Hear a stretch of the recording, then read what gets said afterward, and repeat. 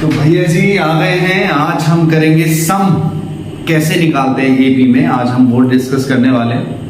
ये second lecture है AP से रिलेटेड। एपी में हमने पहले पार्ट में पढ़ा था कैसे हम टर्म निकालते हैं, क्या ए होता है, फर्स्ट टर्म क्या होती है, कॉमन डिफरेंस क्या होता है, ये हम डिस्कस कर चुके हैं। आज हम करेंगे सम कैसे निकालते हैं एपी में। चलो भाई देखो अब मैं क्या करता हूँ। सबसे पहले हम एक एग्जाम्पल लेते हैं। फॉर एग्जाम्पल 3, 6, 9, 12 ये कुछ हमारे पास टर्म्स हैं। ये एक एपी है और एपी के लिए आपको पता है ये जो होती है इसको बोलते हैं हम फर्स्ट टर्म। और हम निकालते हैं डी, जो कि कैसे निकालते हैं t2 माइनस t1, और डी आएगा हमारा कैसे 6 माइनस 3 जो कि आया 3। क्या ये समझ में आई बात? बिल्कुल आई। तो a जो है आपका 3 है, d है t2 माइनस t1, ये आ गया। अब आपके पास a है, d है। अगर इस तरह का केस है और आपसे पूछा जाए कि आप सम निकालो इन 3 टर्म्स का, तो वैसे तो ये तो आसान है, इन तीनों को ऐड कर दें या तो, मगर हमारे पास इतना आसान क्वेश्चन नहीं आएगा।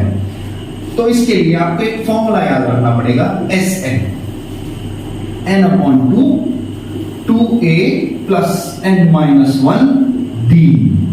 ये फॉर्मूला अगर आपको हो गया याद तो बेटा आप कर लेंगे आराम से। कोई भी क्वेश्चन आ जाए, n कितनी भी कोई सी भी पूछ ले, कितने तब तक भी आपका सम पूछ ले, a फाइंड करना है, d फाइंड करना है, वैल्यू पुट करेंगे आंसर आ जाएगा। ये कब लगाना है? जब कोई भी सीरीज दे रखी होगी उसमें आपसे पूछा जाए सम बताओ 3 टर्म का। ओके चलो कितनी भी टर्म्स का हो सकता है इस क्वेश्चन में हम लेके चलते हैं। मान लो हमारे पास कितनी टर्म्स है? 3 टर्म। तो मैं फाइंड कर रहा हूं इन 3 टर्म का सम। ओके चेक करते हैं फॉर्मूला सही भी है नहीं। n कितना है 3, 2 a कितना है 3 प्लस n कितना आएगा, n कितना है 3 माइनस 1, d की वैल्यू कितनी है, d की वैल्यू भी 3 है। अब करेंगे शुरू। A few moments later 18। सम जो है इन 3 टर्म का सम कितना है 18। चेक करो 18 है, हाँ भाई 18 है। तो हमारा फॉर्मूला सही है। तो कब लगाना है ये फॉर्मूला? जब आपके पास a हो और d हो तब ये फॉर्मूला लगाएंगे। एक सीरीज होगी आपके पास, आप कोई भी क्वेश्चन इससे कर सकते हैं। अब एक और क्वेश्चन करते हैं इसी के बेस में। 1 hour later तो एक और क्वेश्चन देखते हैं और हम अब सम निकालेंगे। इसमें सम निकालना है हमें निकालना है क्वेश्चन में S7। ओके तो कैसे करेंगे? सबसे पहले हमने बताया SN निकालने के लिए कुछ भी हमारे पास एक फॉर्मूला होता है। उस फॉर्मूले में हमारे पास क्या क्या होना चाहिए? a होना चाहिए, a है हमारे पास कितना 7, और d भी होना चाहिए। d कैसे फाइंड करते हैं? t2 माइनस t1, वैल्यू कितनी आएगी 14 माइनस 7 कितना आया 7। d भी आ गया हमारे पास, हम कुछ और भी ले सकते थे, हमने यही ले लिया। a आ गया, d आ गया, d होता है t2 माइनस t1, a भी होनी जरूरी है। अब क्वेश्चन है S7 फाइंड करो। S7 के लिए फॉर्मूला क्या होना चाहिए? Sn क्या होता है हमारा फॉर्मूला है n upon 2a plus n minus 1 d। Value put करेंगे S7 क्योंकि हमें क्या फाइंड करना है S7। तो n 7 upon 2 into a plus n कितना है n 7 माइनस 1 d कितना है 7। अब बची कैलकुलेशन। अब देखो 7 अपॉन 2 7 कितना आया 14। जल्दी से करेंगे एकदम। 7 माइनस 1 कितना आया 6 इंटू 7। अब फिर से करते हैं 7 अपॉन 2 और कितना आएगा ये 14। इन दोनों को मल्टीप्लाई 42। अब इसको कर सकते हैं आप सब। कितना आएगा बच्चों? जल्दी कर रहे हैं ना, कॉपी सब निकाल रखी है। देखने से नहीं होता, करने से होता है। जल्दी से करेंगे 7, अब ये करेंगे डिवाइड 28, तो कर दो बेटा मल्टीप्लाई, आ जाएगा आपका आंसर। तो इसी तरह से आपको सब निकालने का तरीका है। कोई भी आप कब निकालना है, ये जब ए है और बी है, तो आप इस फॉर्मूले का यूज करके सम निकाल सकते हैं। अब मान लेते हैं हमारे पास लास्ट टर्म है, ए है, एम है, तो उस केस में क्या करने वाले हैं? वैसे तो हम यहां से भी कर सकते हैं। हमारे पास जब लास्ट टर्म होती है तो हम उससे टी एन निकाल सकते हैं, एन निकाल सकते हैं। एन पुट करेंगे, ए हमें पता है, बी हमें पता है, उससे भी कर सकते हैं, मगर थोड़ा सा मुश्किल है। इसके लिए आसान बनाने के लिए हम क्या करेंगे, इसको थोड़ा सा एक फॉर्मूला एक और याद रखना पड़ेगा उसके लिए। तो हम एक कर दें, अब उसी के बेस पे एक क्वेश्चन करते हैं। A few moments later. बच्चों, ये एक सी के बेस पे एक क्वेश्चन लिया है हमने। अगर हमारे पास ए है और क्या है, लास्ट टर्म है, लास्ट टर्म को क्या है, एल है, मान लो 28 है हमारे पास, और ये हमें पता है कि ए बी है। अब हमें सम निकालना है इसका, तो सम निकालने के लिए हम एक फॉर्मूला और याद रखते हैं।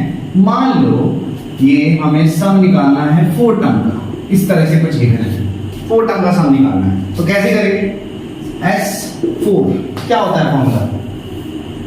हमें एक फॉर्मूला याद रखना है इस केस में, n/2 होता है a प्लस n। ये कब लगाएंगे फॉर्मूला?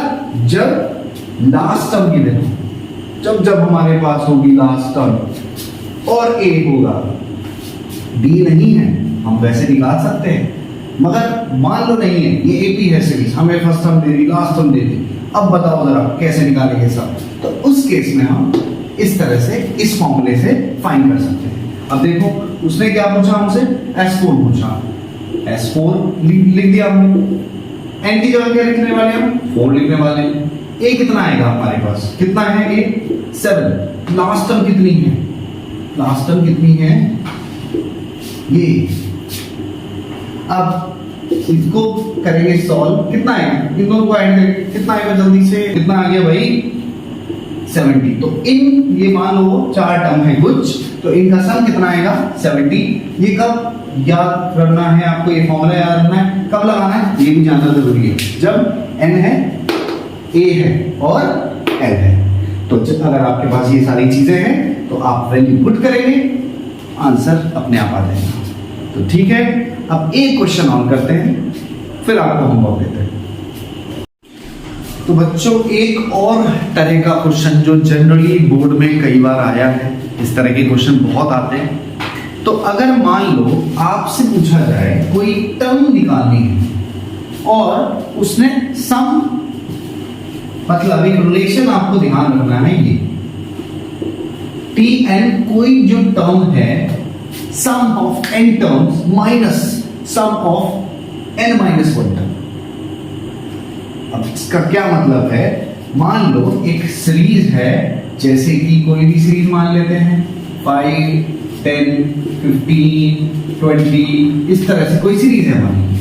हमें मान लो T5 निकालना है, फॉर एग्जाम्पल T5 हमें निकालना है, मगर क्वेश्चन में कुछ ऐसा दिया हुआ है कि सम ऑफ 5 टर्म्स S5 हमें दिया हुआ है, फॉर एग्जाम्पल ये हमें कुछ गिवन है, और S4 हमें दिया हुआ है फॉर एग्जाम्पल। तो इस केस में हम कैसे निकालेंगे, T5 Sn minus means S5 minus S4। तो ये एक फॉर्मूला है जो आपको बहुत काम आने वाला है, S5 माइनस S4। अब बहुत ही बेसिक चीजें हैं, कुछ बहुत बड़ी बात नहीं है। कोई भी टर्म अगर निकालनी है तो जितने भी टर्म्स हैं, मान लो इसके बाद एक और टर्म आई, कितनी है, मान लो एक और टर्म आई 25, तो इन सब का सम कितना है हमारे पास, वो फाइंड कैसे करेंगे, S5 हमारे पास फॉर्मूला होता है। अब S4 मान लो हमारे पास 4 टर्म है, उनका सम हम फाइंड करेंगे, दोनों का डिफरेंस कर देंगे, हमारे पास 5th टर्म निकल के आ जाएगी। या फिर ये क्वेश्चन इस तरह से रहेगा कि आपको सम दे रखा होगा, उसके बाद आप टर्म फाइंड कर सकते हैं। तो ये फॉर्मूला आप याद रखेंगे और इसके लिए Sn होना जरूरी है और Sn-1 होना जरूरी है। तो क्वेश्चन किसी भी बेस पे आ सकता है, ये तो हमने एग्जाम्पल लिया था और हम इसमें एग्जाम्पल किया एक तरह से, हमने तो ये क्वेश्चन भी कर रहे हैं, आंसर भी लिख रहे हैं इस तरह से। तो इसके बेस पे एक क्वेश्चन करेंगे हम, तब समझेंगे कि ये क्या है टॉपिक, क्या चीज हम बताना चाह रहे हैं। Tn = Sn-. तो बच्चों एक और क्वेश्चन लेके आए हैं, देखो बहुत बढ़िया क्वेश्चन है और इम्पोर्टेंट क्वेश्चन है, हो सकता है इस बार आ जाए एग्जाम में। देखो जरा, इसके बेस पे उम्मीद है आएगा कुछ ना कुछ। देखो जरा, तो Tn = Sn-1 अभी बोला था हमने, ये फॉर्मूला होता है। इसके बेस पे एक क्वेश्चन लेके आए हैं। देखो जरा, एक हमारे पास एक रोटेशन दिया हुआ है क्वेश्चन में, Sn = 3n² - 4n, determine AP। एक तो हमें AP फाइंड करनी है, दूसरा हमें फाइंड करना है 12th टर्म। बताओ भाई कौन सी है 12th टर्म। तो AP कैसे फाइंड करते हैं? सबसे पहले हम फाइंड करने वाले हैं 1। सबसे आसान तरीका यही लगता है मुझे। n की वैल्यू हम 1 पुट करेंगे, कर देंगे, सब करेंगे जल्दी से, पेन कॉपी निकालो, करना शुरू करो। 3 1 3 4 4 आया। S1 = what? -1। क्लियर है बच्चों? इसी तरह से अब निकालने वाले हैं हम S2। क्या S2 निकाल सकते हैं? बिल्कुल निकाल सकते हैं। n की जगह जहां है n वहां रख देंगे 2, रखेंगे, जल्दी से करेंगे सॉल्व। 3 × 4 -8, 4 3 = 12 -8 कितना आया? 4। S2 = 4। हमने बताया था क्या, अगर हमें कोई सी भी टर्म चाहिए तो ये फॉर्मूला लगाने वाले है ना।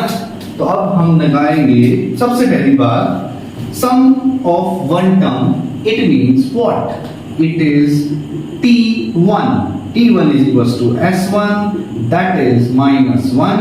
पहली टर्म हमारी आ जाएगी कितनी? -1। अब हमारे पास S2 है, हमें क्या निकालना है? T2। क्या होता है T2? S2 - S1। ये कहां से आया? यहां से आया, फॉर्मूला में वैल्यू पुट की हमने। n की जगह हमें चाहिए सेकंड टर्म, पुट करेंगे वैल्यू, पुट करेंगे 2 - 1 आ गया 1। S2 कितना है भाई? 4 माइनस कितना आया? कितना आया? S1 कितना था? -1। तो -1 कितना आएगा? How much?